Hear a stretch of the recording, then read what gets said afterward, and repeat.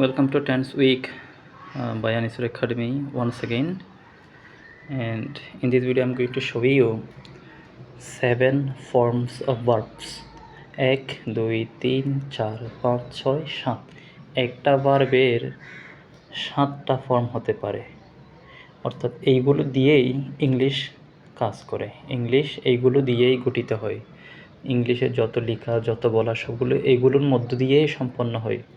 It is very important. এটা base form, present form, past participle form, present participle form, infinitive form এবং future form. তো V1 V2 V3 এটা সংক্ষেপে বলা হয় প্রেজেন্ট পাস্ট এবং পাস্ট পারফেক্টকে। তো ডু ভার্বের বেস ফর্ম ডু নিজেই, এবং এটার প্রেজেন্ট ফর্ম আছে দুইটা, ডু এবং does. Past form did, past participle form আছে ডান, এরপরে আছে ডুইং আইএনজি ফর্ম কিংবা প্রেজেন্ট পার্টিসিপাল, যেটাকে জিরান হিসেবেও ট্রিট করা যায়।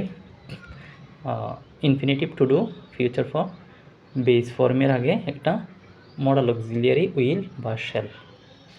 তারপর আছে write, for example writes, wrote written, writing, to write, will write. Be verb important one.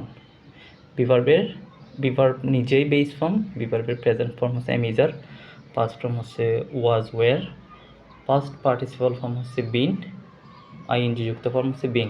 তো বি এর সাথে আইএনজি করলে বিংই হবে, ভেরি সিম্পল। বি এর আগে টু দিলে টু বি হবে, ইনফিনিটিভ হবে যার নাম। বি এর আগে একটা ফিউচার ইন্ডিকেটর দিলে হয়ে যাবে উইল বি, যেটা ফিউচার টেন্সের জন্য ব্যবহৃত হয়। তো এটার সাথে একটা উদাহরণ যদি আমরা বলি, আই ডু ইট, প্রেজেন্ট টেন্সে ডু ভার্বের ডু প্রেজেন্ট ফর্ম, আমি এটি করি। ডু ভার্বের past form did, I did it, আমি এটি করেছিলাম, আমি এটি করব। ডু এর future form will do, I will do it, আমি এটি করব।